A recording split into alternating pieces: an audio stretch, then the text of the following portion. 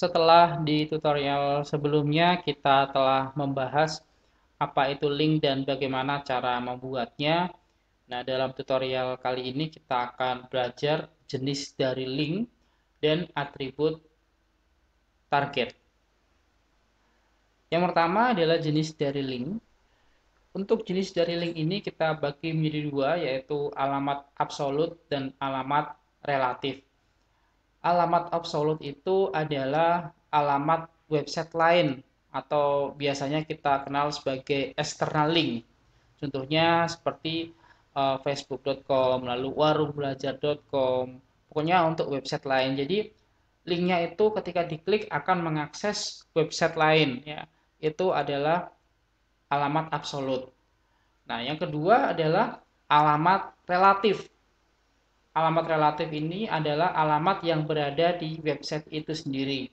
Contohnya, ketika Anda membuat link untuk mengakses halaman profil, lalu membuat link untuk mengakses halaman About Us dan halaman-halaman yang lain yang masih berada dalam satu website. Itu adalah alamat relatif. Oke, berikutnya kita akan membahas mengenai atribut target pada tag Ancor. Atribut target itu digunakan untuk menentukan di jendela mana sih web yang diakses tersebut ditampilkan. Jadi ketika Anda membuat sebuah link, ketika linknya itu diklik, nah URL yang diakses itu dibuka di mana? Apakah dibuka di dalam tab itu sendiri atau dibuka di tab lain? Nah, itu adalah fungsi adanya atribut target. Nah, di sini ada beberapa values yang bisa Anda gunakan untuk atribut target ini. Yang pertama adalah underscore self, yang berarti akan membuka di tab itu sendiri. Underscore self ini merupakan nilai default dari atribut target. Jadi kalau Anda tidak men-set atribut target, berarti linknya akan dibuka di tab itu sendiri secara default.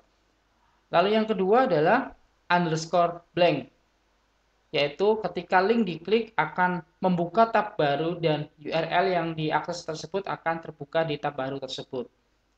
Itu underscore blank. Lalu berikutnya ada underscore parent, underscore top, dan frame name. Nah, untuk bagian yang C ini itu biasanya kita gunakan kalau menggunakan sistem frame. Jadi jarang digunakan. Biasanya yang lebih sering digunakan adalah underscore self dan underscore blank.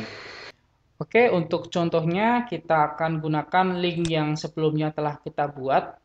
Di sini kita tambahkan atribut target. Lalu kita berikan underscore blank seperti ini. Lalu kita klik file save, ya, file save. Lalu kita buka di browser. Nah, seperti ini. Kalau kita klik linknya, maka akan membuka tab baru dan Google akan diakses di tab baru tersebut. Itu adalah fungsi dari atribut target. Seperti itu. Baik, itu dulu yang bisa kita bahas di tutorial ini. Nah, dalam tutorial selanjutnya kita akan membahas mengenai bagaimana cara membuat link dengan alamat relatif. Jadi, kita akan mengakses file di dalam website kita sendiri. Oke, sekian dulu. Sampai jumpa di tutorial selanjutnya.